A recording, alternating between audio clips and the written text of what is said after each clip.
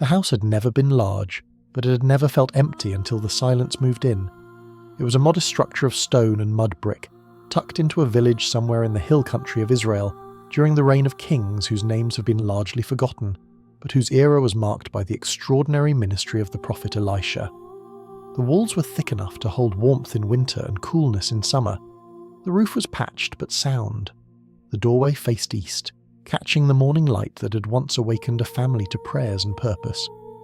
Now that same light fell on a woman who had forgotten what purpose felt like, illuminating rooms that seemed to grow larger as they grew emptier. She was a widow.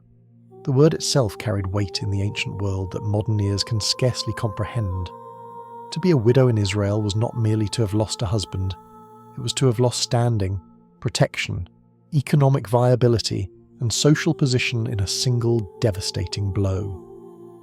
A woman's security was bound to the men in her life, father, husband, sons, and when that chain was broken, she fell into a category that Scripture repeatedly identifies as among the most vulnerable members of society.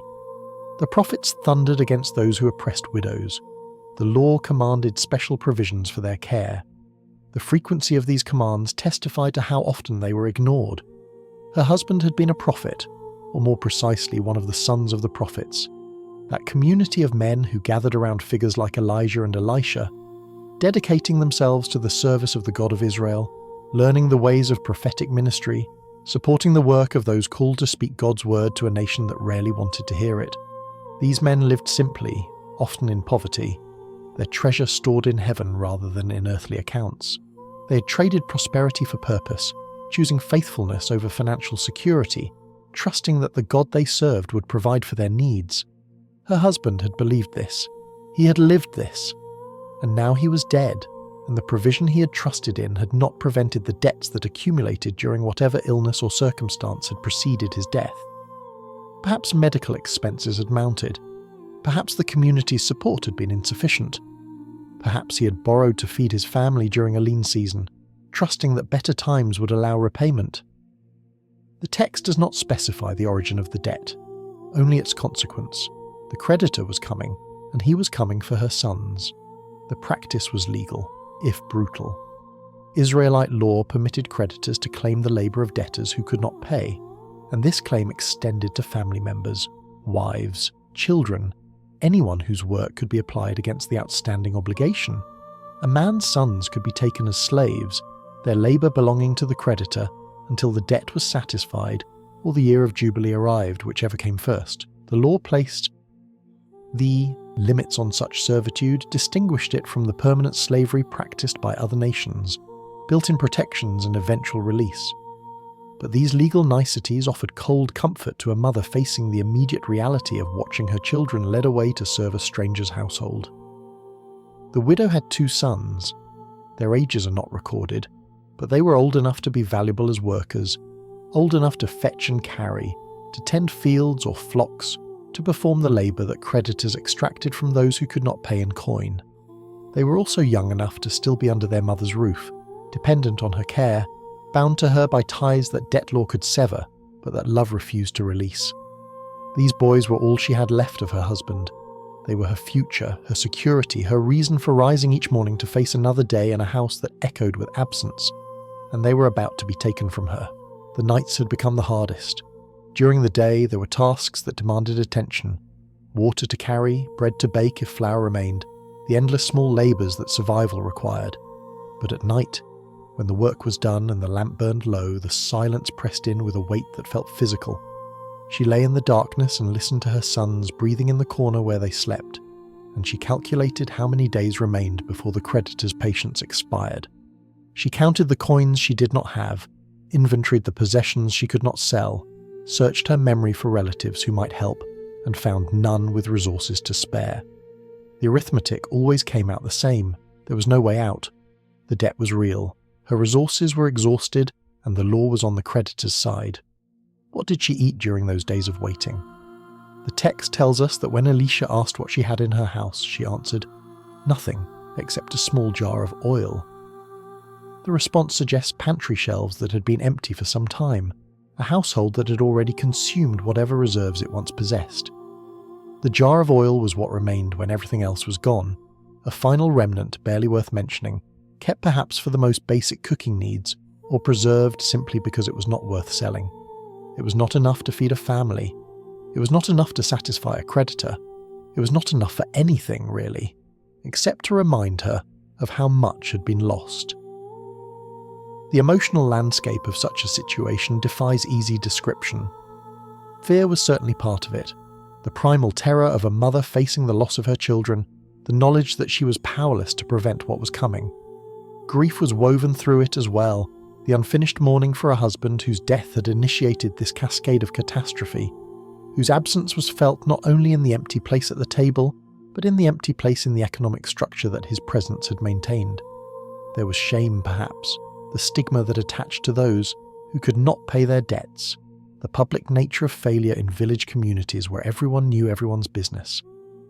And beneath all of these, there may have been something like despair, the exhausted recognition that every option had been explored and every avenue had ended in walls too high to climb.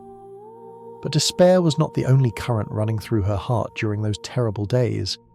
Somewhere beneath the fear and grief and shame, something else was stirring. A memory, perhaps, or a conviction, or simply the refusal to surrender that mothers throughout history have found when their children were threatened. Her husband had served among the prophets. He had lived his life in proximity to men who knew God, who spoke God's words, who had witnessed God's power operating in their midst. He had believed that the God of Israel was real, was present, was capable of intervening in human affairs when intervention was needed. He had died in that belief, and his widow found that belief still alive within her, weakened but not extinguished, a small flame that the winds of catastrophe had not quite managed to blow out. She knew about Elisha. Everyone in Israel knew about Elisha.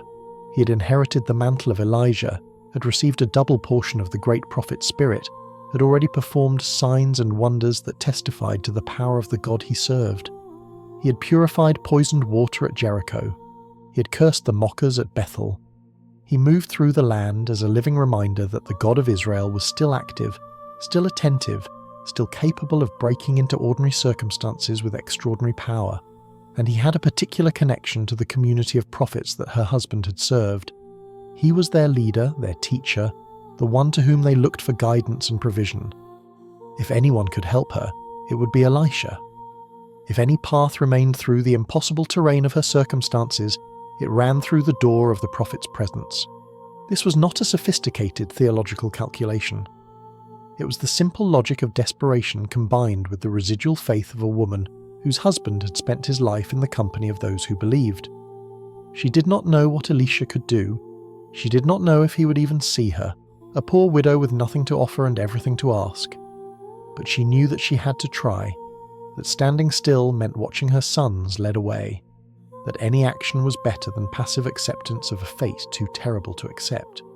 The decision to seek Elisha was itself an act of faith, small but real. It required her to believe that intervention was possible, that God might yet act on her behalf, that the situation which seemed so completely closed might still contain an opening she could not see. It required her to overcome the inertia of despair, to gather whatever strength remained in her exhausted body and her depleted spirit, to move toward hope when everything visible suggested that hope was futile. It required her to step out of the silence of her empty house and into the uncertainty of an encounter that might end in disappointment as easily as deliverance. She prepared for the journey with the care of someone who understood that this might be her last chance. She put on whatever garments still preserved some dignity. She composed in her mind the words she would speak to the prophet, the explanation of her situation that would have to convey both her desperation and her connection to the community he led. She looked at her sons, these boys who might be sleeping in a creditor's house within days, and she felt the fierce determination that only threatened mothers know, the absolute refusal to accept an outcome that was simultaneously inevitable and impossible. The morning she set out, the light fell through her doorway as it always did, indifferent to human crisis, faithful in its daily appearance regardless of what it illuminated. She stepped through that doorway and began the walk to wherever Elisha could be found, carrying nothing but her story, her need, and the thin thread of faith that connected her to the God her husband had served. She did not know that she was walking toward a miracle. She did not know that the empty jars in her future would become monuments to divine abundance. She did not know that her story would be told for 3,000 years as testimony to a God who sees widows, hears their cries, and fills what they bring before him with more than they could ask or imagine. She knew only that she could not stay where she was, could not watch her children disappear into servitude, could not surrender to the silence that threatened to swallow everything she had left. A widow walked toward a prophet. A mother walked toward the only hope remaining. A woman whose house held nothing but emptiness walked toward an encounter that would fill that emptiness beyond her capacity to contain it. The story of the widow's oil was about to begin. But before the oil could flow, she had to take the first step, out of her house of silence, out of her despair, and toward the voice of a prophet who would tell her something she could never have anticipated. That step was the hardest miracle of all, and she took it. The journey to find Elisha would have taken her through the rhythms of ordinary village life, past neighbours drawing water, past children playing in dusty streets, past men discussing the affairs of the day in the shade of the ancient trees. She moved through these familiar scenes as though separated from them by an invisible barrier, her crisis isolating her from the normal concerns that occupied those around her. They worried about crops and weather, about marriages and minor disputes, about the small dramas that fill ordinary days. She worried about whether her sons would sleep under her roof next week or in a creditor's house, working off a debt they had not incurred to satisfy an obligation they could not comprehend. Finding Elisha required asking, and asking required exposing her need to the curiosity of strangers. Where is the prophet? Have you seen the man of God? Each question advertised her desperation to anyone who heard it, stripped away whatever dignity she had preserved in the private confines of her grief. But dignity was a luxury she could no longer afford. Pride would not save her sons. Silence would not pay her debts. She asked, and asked again, and eventually the answers converged on a location where the prophet could be found. Elisha moved through the land without fixed residence, travelling where God directed, staying where hospitality was offered, available to those who sought him but not always easy to locate. The sons of the prophets, that community of devoted men among whom her husband had served, often knew his whereabouts, passing information along networks that connected the scattered settlements where they lived and worked. Perhaps it was through these connections that she finally found him, her husband's former colleagues pointing the way to the master whose instruction they all sought. Perhaps they recognized her, remembered her husband, understood without being told that her visit was not casual but desperate. She found him. The text does not describe the setting, whether it was a house that offered him shelter, or an open space where he taught, or a roadside where he had paused in his travels. It gives us only the encounter itself, stripped to its essential elements. A widow speaking to a prophet, need crying out to power, desperation meeting compassion. "Your servant, my husband, is dead." The words came out in the formal language of petition, the address that supplicants used when approaching those with authority to help them. "Your servant," the phrase established relationship, reminded Elisha that her husband had been part of the community the prophet led, that this was not a stranger making claims but a widow whose connection to Elisha's own work gave her standing to ask for help. The formality could not hide the trembling that must have accompanied it, the voice that struggled to maintain composure while speaking of loss that still felt fresh, still felt impossible, still felt like a wound that would not heal. "And you know that your servant feared the Lord." She added this detail, this testimony to her husband's character, as though it might strengthen her case, as though Elisha needed to be reminded that her husband had been faithful, had served with genuine devotion, had not merely associated with the prophets, but had shared their faith. Perhaps she worried that the debt might suggest irresponsibility, might imply that her husband had been careless or profligate, might cast a shadow over his memory that would reduce Elisha's willingness to help. She wanted the prophet to know that her husband had been a good man, a faithful man, a man whose widow deserved consideration because of who he had been. Then came the heart of her petition, the crisis that had driven her from her house of silence to this moment of exposure. "But now his creditor is coming to take my 2 boys as his slaves." The sentence contained everything. The immediate threat, the impossible timeline, the stakes that could not be higher. Not merely financial difficulty, not merely poverty or want, but the imminent loss of her children to a legal system that treated unpaid debts as claims on human lives. Her boys, her 2 sons, the ones who slept in her house, who ate at her table, who represented everything that remained of her husband and everything that might sustain her in the years ahead. The creditor was coming. The verb was present tense, immediate, pressing. Not a distant threat, but an approaching reality. Coming to take them away, to make them slaves. Elisha listened. The text gives us no indication of his initial response. No words, no gestures, no immediate pronouncement. He simply received her petition, let her words settle into the space between them, absorb the weight of what she was describing. This silence was not indifference. It was attention, the focused presence of a man accustomed to listening for divine guidance before speaking human words. Elisha had learned from Elijah, had served the older prophet for years, had watched how true men of God responded to the needs that came before them. The response began not with action but with attention, not with solutions but with seeing. What did he see when he looked at this woman? He saw exhaustion written in the lines of her face, the accumulated fatigue of sleepless nights and anxious days. He saw fear in her eyes, the particular terror of a mother whose children were threatened. He saw grief that had not yet finished its work, loss that was still being processed even as new crises demanded response. He saw courage too, the strength required to leave her home, to seek him out, to speak her need aloud when silence would have been easier. He saw a woman at the end of her resources standing on the edge of an abyss, reaching out for a hand that might pull her back from the fall. And he saw faith. Small faith perhaps. Desperate faith. Faith that was more hope than certainty, more reaching than grasping. But faith nonetheless. The conviction that seeking the prophet was worth the effort, that God might yet intervene, that the situation which seemed so completely closed might still contain possibilities she could not see on her own. She had come because she believed, however weakly, that coming might help. That belief, fragile as it was itself a kind of miracle in circumstances designed to extinguish all belief. Elisha's first words to her were neither promise nor pronouncement. They were a question, simple, direct, almost startlingly practical in the face of her desperate poetry.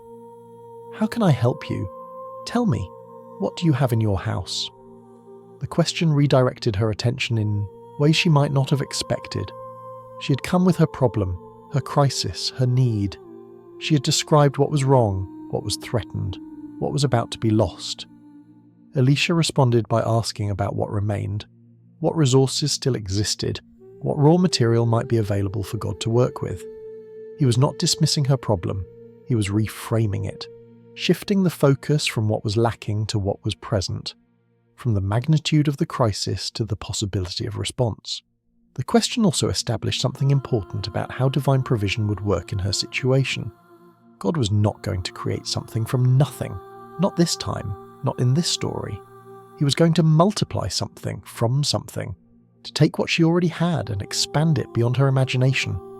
But first she had to identify what she had. First she had to look past the emptiness that dominated her vision and find the small thing that emptiness had not yet consumed. Her answer was heartbreaking in its honesty. "Your servant has nothing there at all, except a small jar of olive oil." Nothing. The word hung in the air, heavy with loss, weighted with the accumulated depletion of months of crisis. Nothing in the pantry, nothing of value to sell, nothing that could be traded or bartered or offered against the debt that threatened her sons. She had gone through everything in her mind 1,000 times, had inventoried every possession, had searched every corner of her house for resources that might help. The result was always the same: nothing. Except. The qualification was almost an afterthought. So small did the item seem in comparison to the scale of her need. A small jar of olive oil. The Hebrew suggests something modest, a container that held enough oil for basic household use, but not enough to matter commercially. It was what remained when everything else was gone, the final residue of a household that had once been functional, and was now reduced to near total depletion. She mentioned it almost apologetically, as though embarrassed to claim even this much, aware that it represented such a pitiful response to Elisha's question that it hardly seemed worth noting. She could not possibly have imagined that this small jar was exactly what the moment required. She could not know that God specializes in working with small things, that the mustard seed would become the image of kingdom faith, that a boy's lunch would feed thousands, that the foolish things of the world would shame the wise. She saw only the smallness, the inadequacy, the laughable disproportion between what she had and what she needed. A small jar of oil against a debt that demanded her children. It was not merely insufficient, it was absurd. But Elisha heard something in her answer that she herself had not recognized. He heard possibility. He heard the raw material for a miracle. He heard God's quiet voice indicating that this small jar, this residue, this almost nothing, was exactly the starting point that divine multiplication required. His instructions, when they came, must have seemed strange to ears expecting conventional solutions. Go round and ask all your neighbours for empty jars. Don't ask for just a few. Empty jars. Not money to pay the debt. Not influence to negotiate with the creditor. Not connections to wealthy patrons who might settle her account. Empty jars. Borrowed containers. Vessels with nothing in them. Collected from neighbours who would wonder what the widow was doing, gathered in quantities that suggested purposes she could not explain because she did not understand them herself. Don't ask for just a few. The instruction emphasised abundance, pressed against the natural tendency toward modest requests, pushed her toward asking for more than seemed reasonable. This was not a time for restraint or propriety. This was a time for gathering as much emptiness as she could find, for accumulating space that God would fill, for creating capacity that faith would soon discover was not nearly enough. Elisha continued, and his next instruction moved from the public task of gathering to the private space of a miracle. Then go inside and shut the door behind you and your sons. Pour oil into all the jars, and as each is filled, put it to one side. Go inside, shut the door. The miracle was not for public consumption, not a spectacle designed to impress crowds, not a display of prophetic power for the entertainment of onlookers. It was a private grace, a hidden provision, a family matter between a widow, her sons, and the God who saw their need. The closed door created sacred space, a sanctuary within her own home where the impossible would become possible, without the distraction of observers or the complications of public expectation. Pour oil into all the jars. The instruction assumed that something would happen when she poured, that the small jar would not empty as quickly as physics demanded, that the oil would continue beyond what the container could naturally provide, that she would fill vessel after vessel from a source that should have been exhausted in moments. Elisha did not explain the mechanism. He did not prepare her for the miracle with theological instruction or prophetic warning. He simply told her to pour, trusting that obedience would reveal what explanation could not convey. The widow stood before the prophet with her small jar of oil and her instructions for gathering empty vessels. The gap between what she'd been told to do and what she understood about how the world worked was vast, perhaps unbridgeable by reason alone. But reason had brought her to this moment, to this encounter, to these instructions. What carried her forward now would not be reason but faith, the same fragile faith that had moved her feet out of her house of silence and toward the prophet's presence. She had asked for help. Help had come in a form she never would have predicted. And now she had to decide whether to trust the strangeness of the instructions or retreat to the familiarity of despair. The prophet had spoken. The path forward required only obedience, and the empty vessels of her neighbours were waiting to become containers for a provision she could not yet imagine. The walk home from Elisha's presence must have been a journey through questions that had no answers. The widow carried no visible change in her circumstances. No money had changed hands. No creditor had been summoned and warned away. No powerful patron had pledged resources to her cause. She carried only words, strange instructions that required her to do something she'd never done and could not explain. Borrow empty vessels, not a few. Go inside and shut the door. Pour. The instructions made no practical sense. Empty jars did not pay debts. Borrowed containers did not satisfy creditors. The logical response to her crisis would have been to negotiate payment terms, to find wealthy relatives, to sell whatever might still have market value, to throw herself on the mercy of the community or the courts. Instead, she had been told to collect emptiness, to gather vessels with nothing in them from neighbours who would think she had lost her mind with grief. But something in Elisha's manner, something in the quiet authority with which he had spoken, something in the connection between his instructions and the God her husband had served, something held her to the path he had outlined. She did not understand. She did not need to understand. She needed only to obey, to move her feet in the direction the prophet had indicated, to take the next step without seeing where the steps would ultimately lead. She arrived home to find her sons waiting, their young faces carrying the anxiety that had become the atmosphere of their household.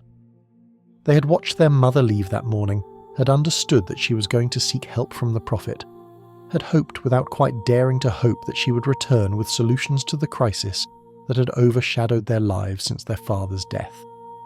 What she brought instead was a set of instructions that must have seemed as strange to them as they had seemed to her. "We need to borrow jars," she told them, "empty vessels, from everyone we can find, as many as possible."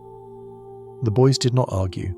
Perhaps they had learned through months of hardship that questions did not help, that survival required action rather than analysis, that their mother's judgment was worth trusting even when her decisions seemed inexplicable.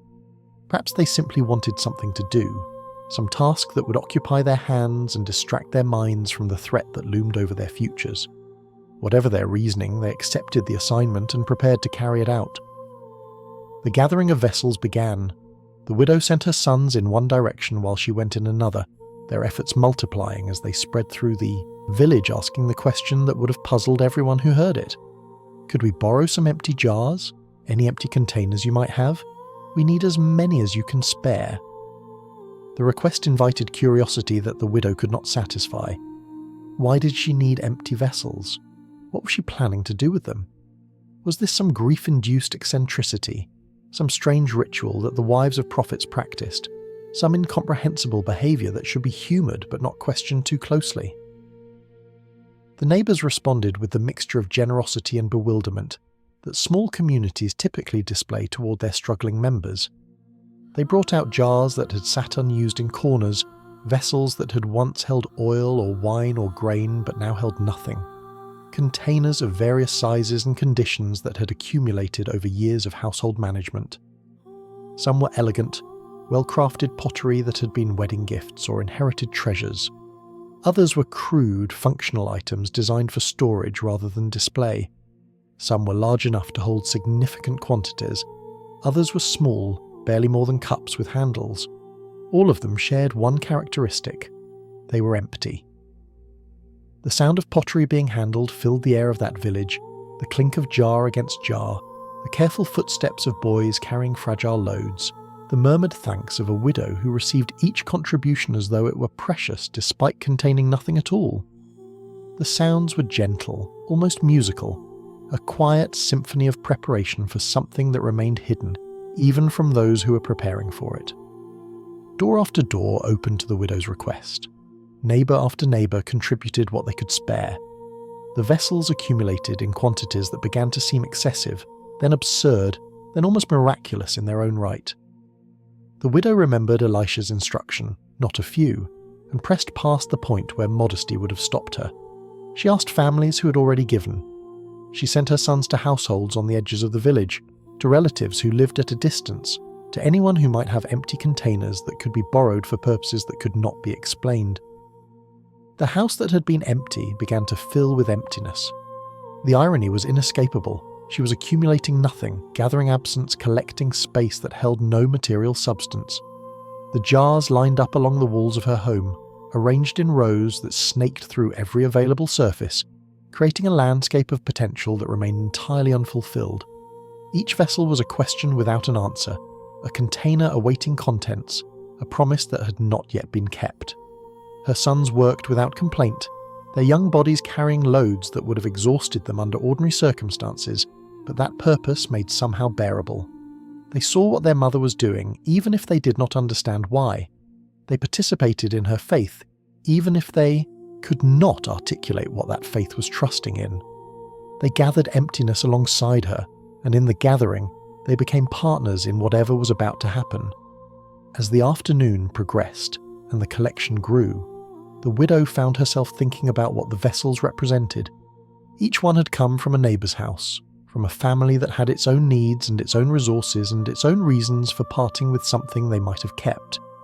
Each one was an act of generosity, a small kindness extended to a woman whose crisis had been explained in whatever terms the asking required. Each one was a connection, a thread that tied her household to the community that surrounded it, a reminder that she was not as alone as her grief had made her feel. But each vessel was also empty. Each one was a space that held nothing, a volume that contained only air, a potential that remained entirely unrealized. The widow's house had been empty before, empty of hope, empty of resources, empty of solutions to the problem that threatened her family. Now it was full of emptiness, crowded with containers that had nothing in them, abundant in its absence of abundance. The visual effect was striking and strange, a room that appeared to be packed with possessions but that actually held no material wealth whatsoever. The symbolism was not lost on her, even if she could not have articulated it in theological terms. God was about to do something with emptiness. The very lack that had characterized her life was becoming the material from which provision would flow. The nothing that she had confessed to Elisha was being transformed, not yet in substance but in significance, from a statement of defeat into a preparation for victory. Each empty jar was a space for grace to fill, a vessel waiting for the abundance that human resources could not supply. The gathering continued until every source had been exhausted, until every neighbour had been asked, until the widow's modest house could barely accommodate the collection that now filled it. Jars stood on tables and sat on floors, lined shelves and crowded corners, created a ceramic forest through which the family had to navigate carefully to move from room to room. The total number is not recorded in the text, but the emphasis on many and not a few suggests that the collection was substantial, more vessels than she had ever had occasion to gather, more emptiness than her household had ever contained. The sons made one final circuit, checking with families they might have missed, ensuring that the instruction had been followed as completely as they could manage. They returned with the last few vessels they had been able to find, adding them to the collection that had transformed their home from a place of scarcity into a warehouse of unfilled potential. "There is nothing more," they reported. "We have asked everyone. This is all there is." The widow looked at what they had gathered. The house that had been silent and empty was now crowded and still, full of vessels that were themselves empty, abundant in its accumulation of absence. The small jar of oil remained where she'd left it, unchanged by the activity that had filled her afternoon, still holding the modest quantity it had always held. The disproportion between what that jar contained and what all these vessels could receive was almost comic. One small jar, dozens upon dozens of empty containers. The math did not work. The physics did not allow for it. The situation was impossible, but Elisha had given her instructions for the impossible. He had told her what to do, and she had done the first part, gathering the vessels, accumulating the emptiness, preparing the space for whatever came next. Now the second part awaited, the closing of the door, the private moment, the pouring that would either reveal her foolishness or reveal God's faithfulness. She sent her sons to close the door. The instruction had been specific: shut the door behind you and your sons. This was not to be witnessed by the neighbours who had provided the vessels. This was not to be observed by the village that had watched her gather emptiness all afternoon. This was to happen in the sacred privacy of a family space, behind walls that would contain whatever occurred, within a household that had been broken by loss and was about to be rebuilt by grace. The door closed. The outside sounds faded. The three of them stood in a room crowded with empty jars, lit by whatever light filtered through the small windows, surrounded by the collection that represented their obedience and their faith. The widow held her small jar of oil, the only resource she possessed, the single item of value that remained from her husband's household. the accept that had seemed so pitiful when she confessed it to Elisha. The moment of pouring approached. Everything had led to this: the grief, the debt, the fear, the journey to find the prophet, the strange instructions, the afternoon of gathering, the closing of the door. She had done everything she'd been told to do. The emptiness awaited. The small jar rested in her hands. What happened next would depend not on the quantity of oil she held, but on the quality of the God she served. The vessels were ready. The door was closed. The family was gathered. And somewhere in that small, crowded, expectant space, a miracle was about to begin. She lifted the jar, she tilted it forward, and she began to pour. The first drop emerged slowly, clinging to the lip of the small jar as though reluctant to leave the only home it had ever known. It caught the light that filtered through the window, a tiny golden bead suspended for a moment between the container that held it and the vessel that awaited it.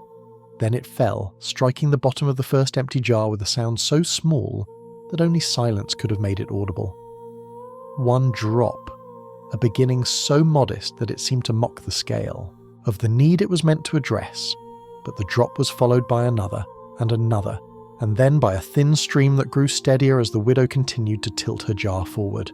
The oil flowed with the consistency of good olive oil, rich and golden, fragrant with the particular scent that households across Israel knew as the smell of cooking and light and daily sustenance.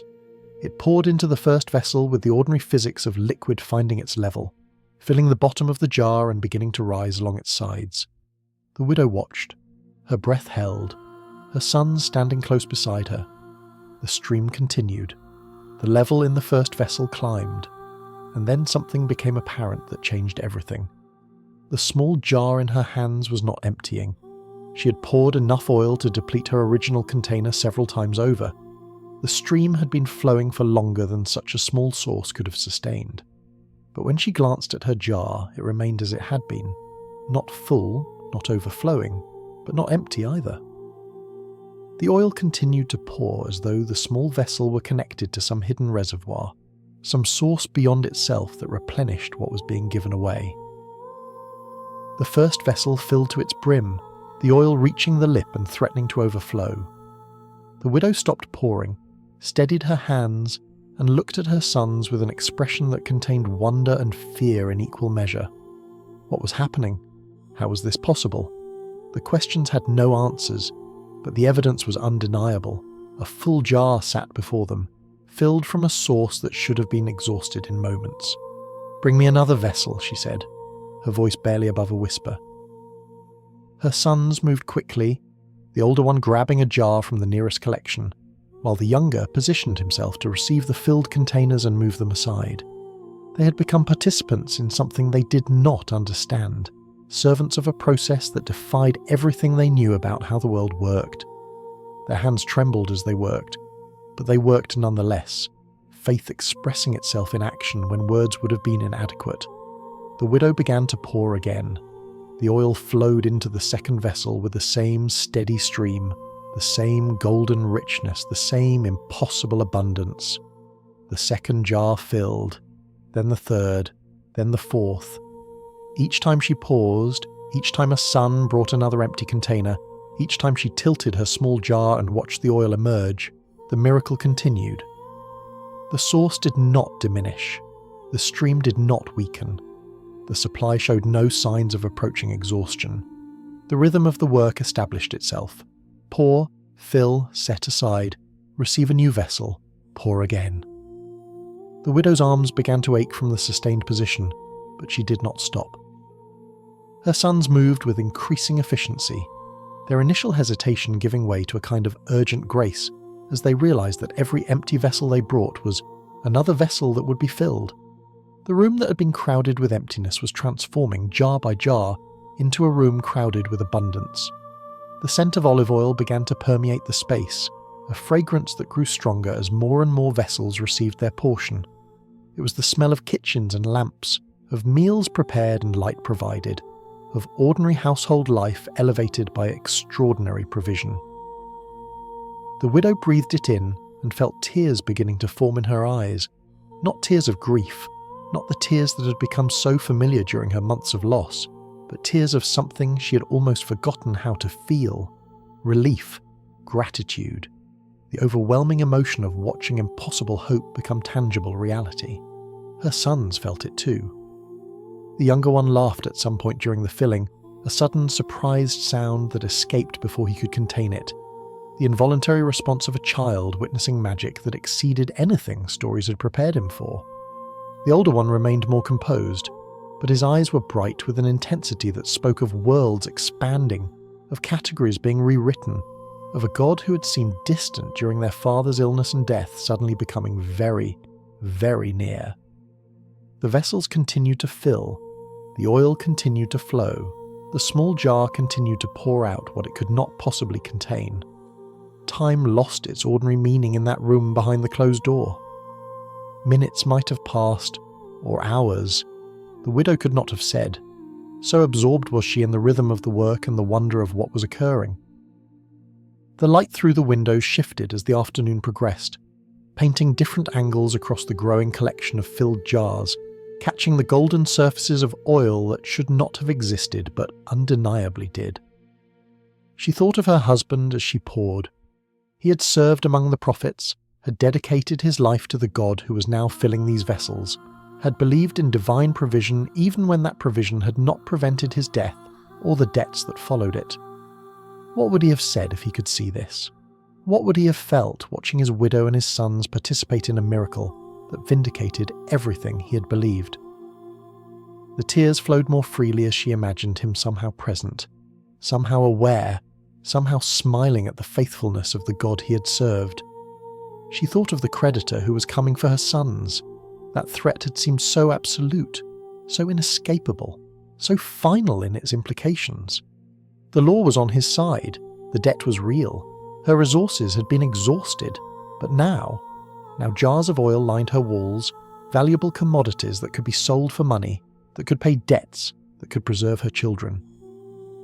The impossible situation was being dissolved, jar by jar, pour by pour, by a provision that exceeded anything she could have earned or borrowed or begged.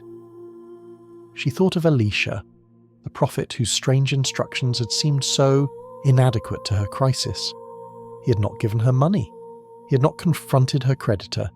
He had not even promised that anything would happen. He had simply asked what she had and told her what to do with it. The smallness of her resources had not disqualified her from divine help. It had qualified her for it.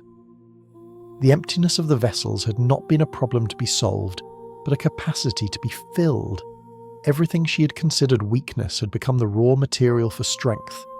The filled jars accumulated in rows that now stretched across every surface of her home. She had to step carefully to avoid knocking them over, had to direct her sons around pathways that grew narrower as the collection expanded. The house that had been empty was now full, genuinely full, substantively full in a way that would have market value and purchasing power, and the ability to transform her circumstances from desperation to stability. Still the oil flowed, still the small jar poured, still the vessels received what they had been gathered to receive. The widow's arms burned with fatigue, but she did not stop. Her sons continued to bring vessels, their young bodies moving through the crowded space with a determination that matched their mother's. The work had become a kind of worship, a physical participation in divine generosity, a collaboration between human obedience and supernatural provision. Each pour was an act of faith. Each filled jar was a confirmation that faith had not been misplaced. The scent grew almost overwhelming, a richness that saturated the air and clung to their clothing and would mark them for days afterward as people who had been somewhere unusual, who had encountered something extraordinary. Neighbours who met them in the coming days would ask about that smell, would wonder what had happened behind the closed door, would piece together from fragments and observations a story that would spread through the village and beyond. But for now, the door remained closed. For now, the miracle remained private. For now, a widow and her sons continued to pour and fill and set aside, watching emptiness transform into abundance, watching scarcity become surplus, watching the small jar in maternal hands produce what no small jar could naturally produce. The oil kept coming, the vessels kept filling, And somewhere in the midst of that sacred labour, fear completed its transformation into faith, and grief made room for joy, and a household that had been defined by loss began to be redefined by a provision that pointed toward a provider whose resources knew no limit. The work continued until it could continue no longer, not because the source was exhausted, but because the capacity to receive had been filled. Every vessel they had gathered, every jar they had borrowed, every container that neighbours had contributed to their inexplicable collection, now held oil that had come from a source beyond natural explanation. The widow paused, her arm still. Her extended, her small jar still tilted forward. She looked at her sons, their faces reflecting the wonder that filled her own heart. "Bring me another vessel," she said. They looked around the room, searching the crowded space for any container they might have missed, any jar that might still be empty, any capacity that had not yet been filled. Their answer would mark the end of the miracle and the beginning of a new chapter in their family's story. "There is not another vessel," and the oil stopped. The cessation was immediate and complete. One moment the oil was flowing with the same steady abundance that had characterized the entire miracle. The next moment it simply was not. The widow held her small jar tilted forward, waiting for the stream to resume, but nothing emerged. She tilted it further, tipped it almost upside down, and still nothing came. The source that had seemed inexhaustible had reached its end. Not because it had run dry, but because there was no longer any place for it to go. She righted the jar and looked inside. The same small quantity of oil that had been there before, the miracle remained there now. Enough for basic household use. Enough to remind her of what she had once possessed, but no more than that. The jar had not been magically enlarged or permanently transformed into a fountain of unlimited supply. It had simply become, for the duration of the pouring, a channel through which abundance flowed from somewhere beyond itself. Now that the pouring was complete, it had returned to being what it had always been, a small container with a small amount of oil. Her sons stood motionless in the crowded room, their eyes moving from their mother to the vessels that surrounded them, to the impossible reality of what they had just witnessed. The younger one reached out tentatively and touched the nearest filled jar, as if confirming that it was solid, that the oil within it was real, that they had not collectively imagined the past hours of their lives. The surface of the oil was still, golden, reflecting the light that filtered through the windows. It was undeniably present. The miracle was undeniably complete. "Check again," the widow said, her voice hoarse from disuse during the concentrated silence of the work. "Look everywhere. Is there truly no other vessel?"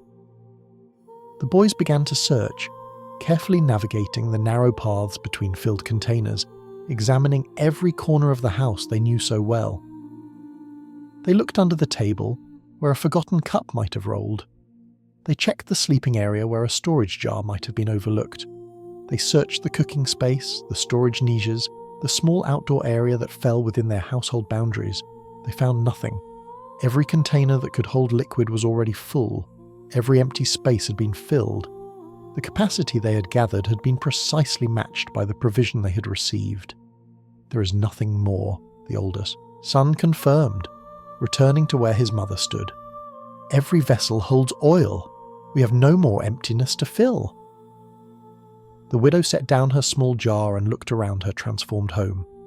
The space that had been characterized by absence was now defined by presence. The silence that had pressed in upon her during the long nights of grief was now replaced by a different kind of quiet.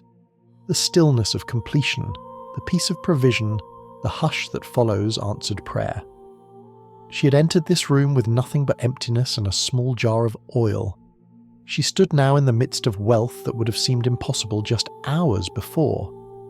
The theological principle embedded in what had just happened was not lost on her, even if she could not have articulated it in formal terms. The oil had stopped when the vessels ran out. The abundance had continued until capacity had been exhausted. The limit on what God provided had not been God's willingness to give, but her ability to receive. If she had gathered more vessels, more would have been filled. If she'd collected fewer, fewer would have been filled. The miracle had been calibrated not to some predetermined quantity, but to the faith that had expressed itself in borrowed emptiness. This was a profound truth about how God often worked, a pattern that would repeat itself throughout the scriptures and throughout human experience. Divine provision frequently flowed in proportion to human preparation. Grace filled the spaces that faith created. The widow who had gathered many vessels received much. If she'd gathered few, she would have received little. Elisha's instruction, "Don't ask for just a few," had been more than practical advice. It had been an invitation to expand her capacity for blessing, to enlarge her expectation of what God might do, to prepare space for abundance that would otherwise have nowhere to go. The thought struck her with sudden force. What if she had stopped gathering earlier? What if modesty or embarrassment or simple fatigue had led her to collect fewer vessels than she had? The oil would still have flowed, but it would have stopped sooner. The provision would still have come, but it would have been smaller. The same God, the same prophet, the same small jar, but a different outcome, limited not by heaven's resources but by earth's receptivity. She thought of the neighbours who had contributed their vessels without knowing why. Each one of them had participated in the miracle without understanding their role. Each empty jar they had handed over had become a container for blessing that would ultimately flow back into the community in the form of debt paid and family preserved and testimony shared. Their small acts of generosity had been woven into a larger story, their willingness to lend their emptiness becoming part of the provision that filled it.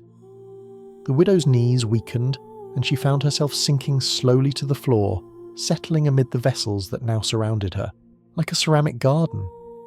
Her sons watched with concern, moving toward her, but she waved them back with a gesture that communicated not distress but overwhelm.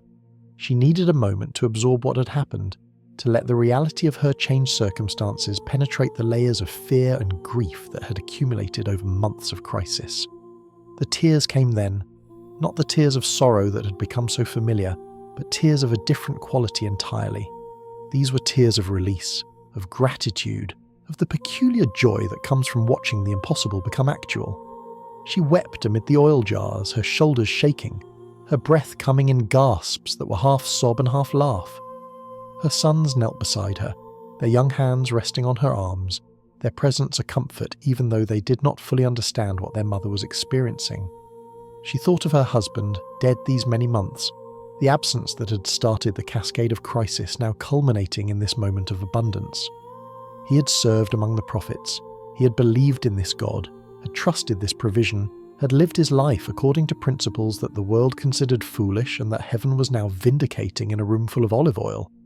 If he could see this, if somehow, somewhere, he was aware of what had just happened to his family, she imagined him smiling, nodding, saying something like, "I told you so," but saying it with love rather than pride.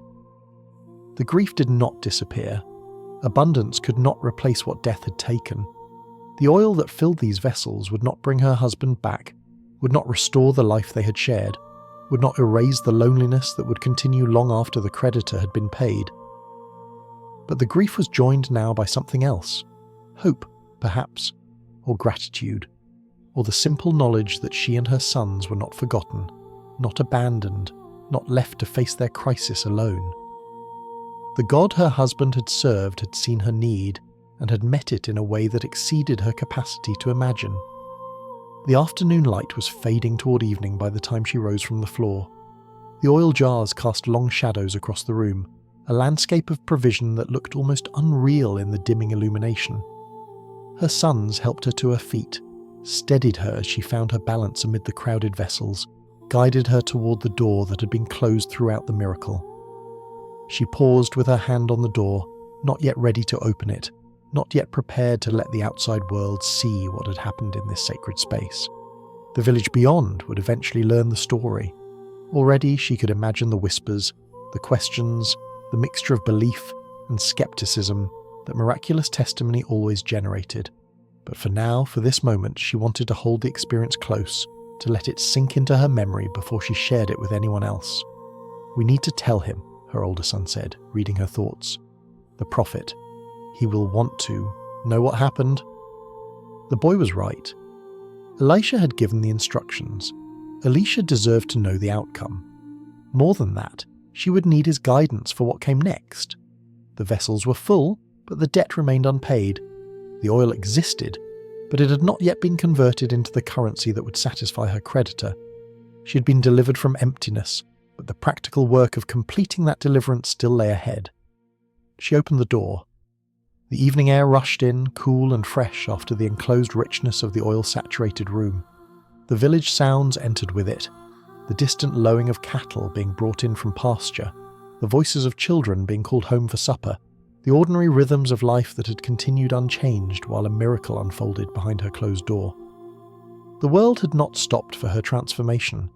The world rarely stopped for any transformation, but she stepped into that unchanged world as a changed woman, carrying within her the memory of provision that would sustain her through whatever came next. Tomorrow she would go to Elisha.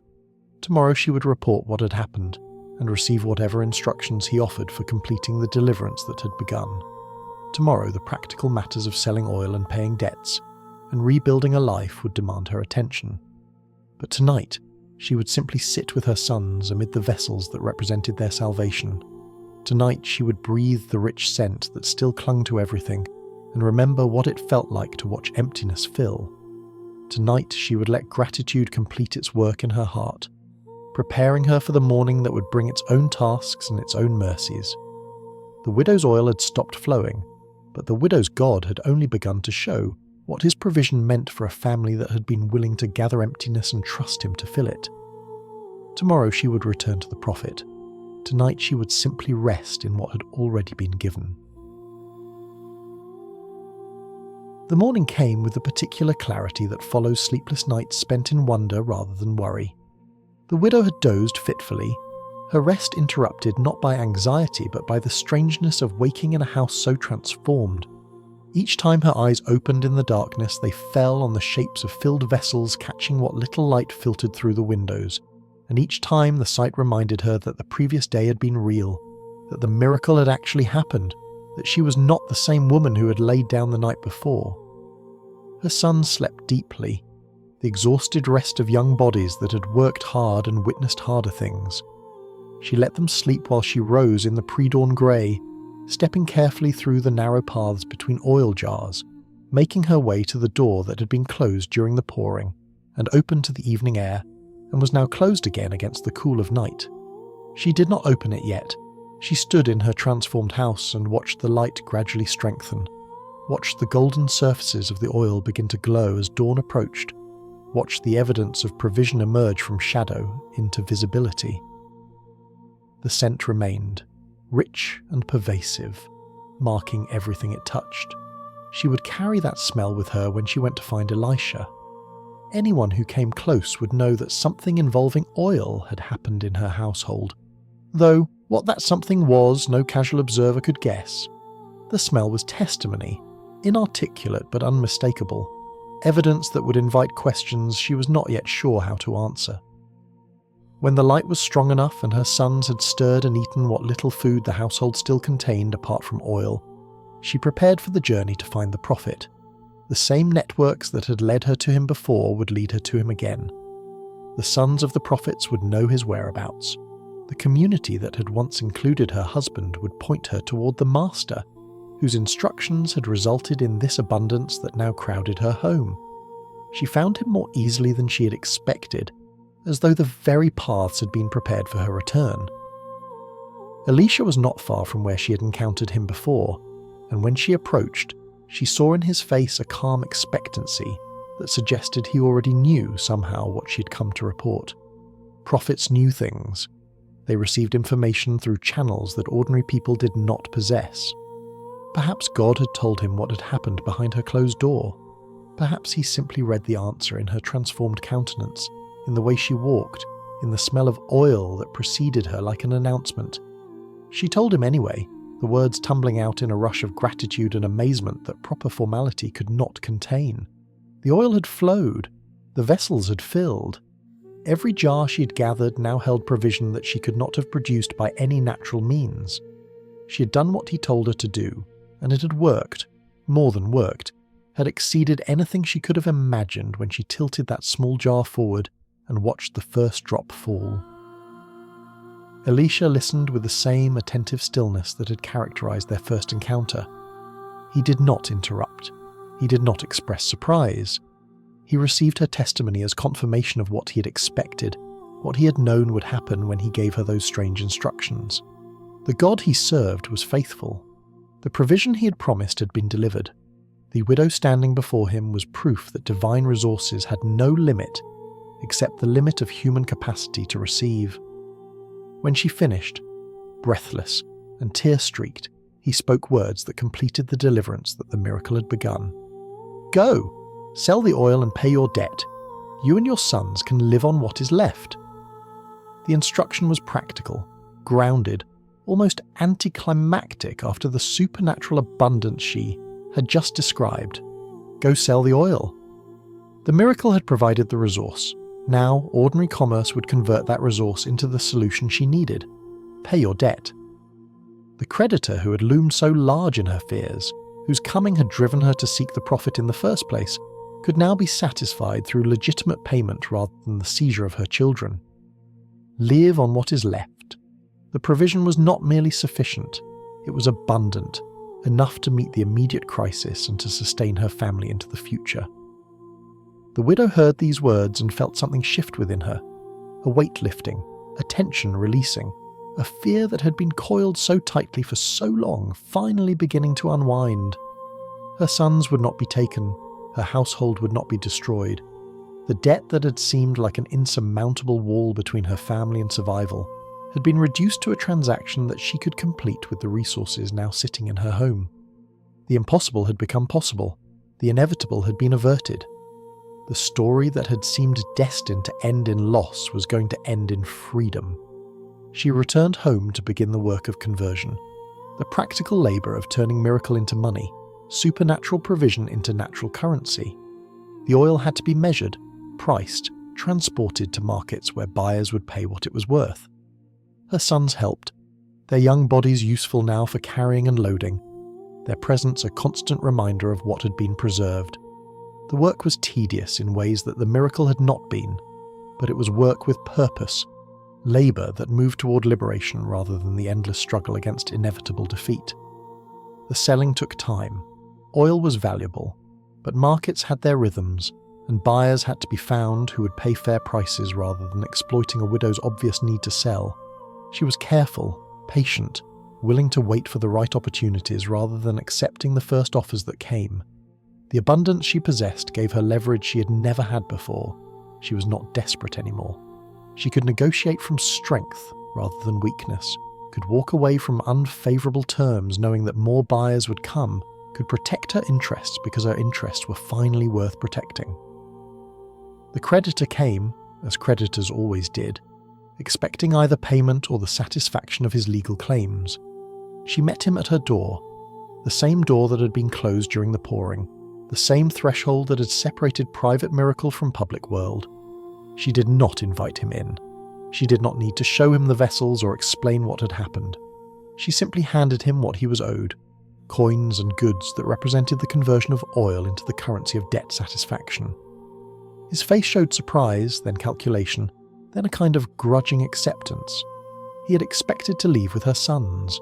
He was leaving instead with payment that fulfilled the obligation and left him no further claim on her household.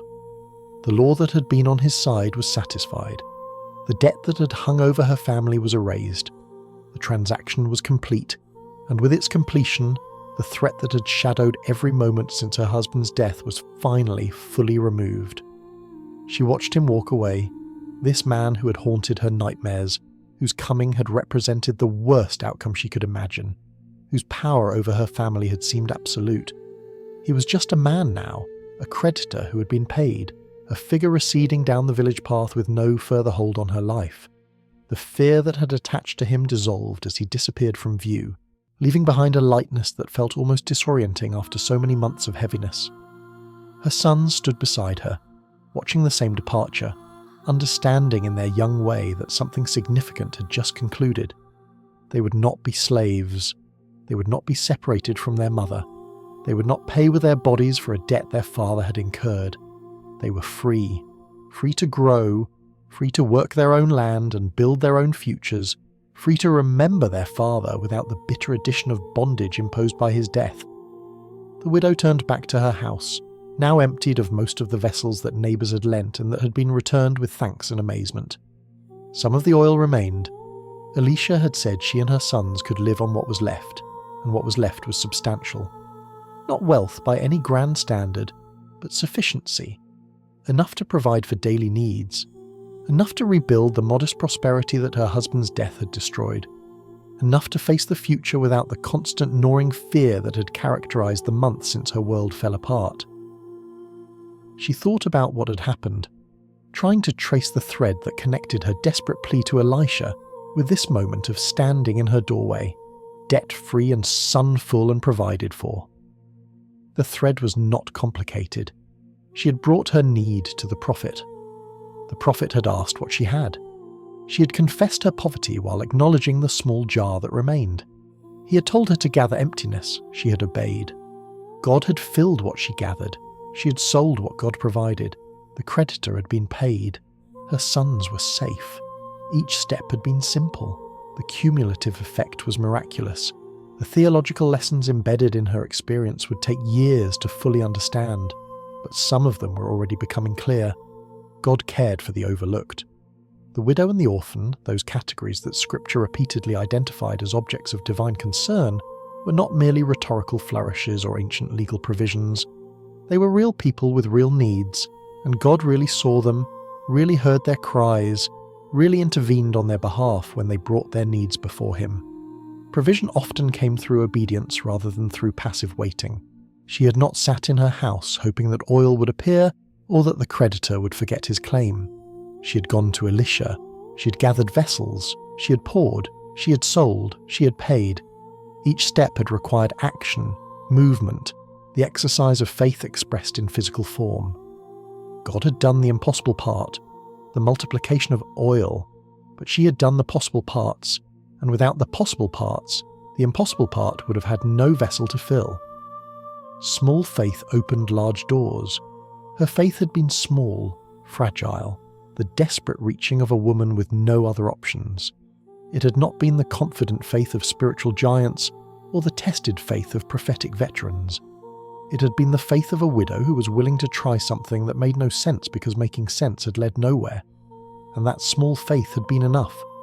God had not required perfection, or certainty, or theological sophistication. He had required only willingness to seek, to ask, to gather, to pour, to trust that the strange instructions of a prophet connected somehow to the practical needs of a household in crisis. The story spread through the village and beyond, carried by the neighbours who had lent their vessels and received them back full, carried by the creditor who had witnessed the impossible payment, carried by anyone who encountered the widow or her sons and heard even fragments of what had happened. It became part of the fabric of community memory, one of those accounts that people told when they needed to remember that God was still active, still present, still capable of intervening in the ordinary crises of ordinary lives. Years later, when Elisha's ministry had generated many other stories of provision and healing and resurrection, this account would be preserved among them. Not the grandest of his miracles, not the most public of his interventions, but perhaps one of the most intimate. A widow, a jar of oil, a room full of borrowed vessels, a household saved from destruction. The scale was domestic, the setting private, the participants obscure. But the God who acted was the same God who parted seas and raised armies and spoke through prophets to nations. He was also the God who saw widows and heard their cries and filled what they brought before him with more than they could ask or imagine. The widow lived on what was left as Elisha had instructed. Her sons grew in her household, eventually becoming men who would tell their children about the day their mother gathered empty jars and watched them fill with provision that should not have existed. The story would outlive them all, would be recorded in Scripture, would be read by countless generations who faced their own impossible situations and needed to know that the God of the widow was still the God who provided. She had come to the prophet in fear. She returned to her home in freedom. And between those two moments stretched a miracle that proved once again that nothing was too small to bring before the God who delighted in filling empty vessels with the abundance of his grace. The centuries have passed since a widow gathered empty jars in an Israelite village, since oil flowed from a source that should have been exhausted in moments, since a household teetering on the edge of destruction was pulled back into stability by provision that defied natural explanation. The village itself has long since crumbled into the dust from which it was built. The jars that held the miraculous oil have returned to the clay from which potters shaped them. The widow and her sons completed their lives and joined the countless generations who have passed from earthly existence into whatever awaits beyond. Nothing visible remains of that afternoon when emptiness was filled. But the story endures. It has been told and retold across 3,000 years of human history, preserved in scripture, passed from parent to child, preached from pulpits and whispered in hospital rooms and remembered in the quiet moments when people face their own impossible situations. The story endures because it speaks to something permanent in the human condition, the experience of emptiness, the fear of insufficiency, the desperate hope that somewhere, somehow, provision might exist for needs that exceed our capacity to meet. The empty jars that the widow gathered have become symbols that reach far beyond their original function. They represent every space in human life that stands unfilled, every capacity that remains unrealized, every hope that has been hollowed out by disappointment or loss. They represent the empty heart that grief has excavated, the empty future that failure has created, the empty hands that reach for help and find nothing to grasp. They represent the particular emptiness of those moments when all resources have been exhausted, when every option has been explored and found wanting, when the arithmetic of life produces only deficits and the ledger shows nothing but red. This emptiness is universal. Every human being who lives long enough encounters it in some form. The shapes differ. Financial crisis for some, relational loss for others, health failures or vocational collapses or spiritual droughts that leave the soul parched and desperate. But the experience is recognizable across all its variations. The sense that what is needed exceeds what is available, that the gap between requirement and resource cannot be bridged by any effort we can muster, that we stand before our own creditors holding nothing but a small jar that cannot possibly satisfy what is owed. The widow's story speaks to this universal experience with a message that is simultaneously simple and profound. God fills empty vessels. The emptiness that seems so absolute, so final, so beyond remedy, this emptiness is not beyond God's capacity to address. The jars that hold nothing are precisely what He is looking for. The spaces that have been hollowed out by loss are exactly the spaces He desires to fill.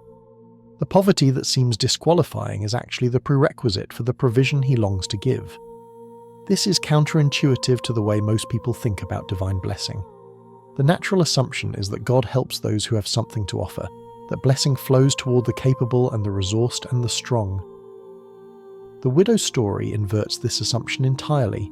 She came to Elisha with nothing except a small jar of oil that she mentioned almost as an afterthought, almost as an apology for how little she possessed, and that nothing became the starting point for abundance that filled every vessel she could gather. The principle embedded in her experience echoes throughout Scripture and throughout the testimony of those who have encountered God across the centuries. He chooses the weak to shame the strong. He uses the foolish to confound the wise. He takes the things that are not and uses them to nullify the things that are. He delights in working with emptiness because emptiness leaves no room for human boasting, no space for self-congratulation, no possibility of confusion about where the provision actually came from. This does not mean that emptiness is pleasant, or that we should seek it for its own sake. The widow did not enjoy her poverty. She did not celebrate her lack of resources or welcome the crisis that threatened her children. She suffered genuinely, feared authentically, grieved with a sorrow that the miracle would soften but not entirely erase. The emptiness was real, and it was painful, and she would not have chosen it if any other path had been available, but the emptiness became the vessel for grace. The very lack that seemed to disqualify her from help became the qualification for the help she received. Her nothing became the canvas on which God painted abundance. Her empty jars became the containers into which divine provision flowed. What she experienced was not blessing despite her emptiness, but blessing through her emptiness. grace that used the shape of her lack as the mould for its own generosity.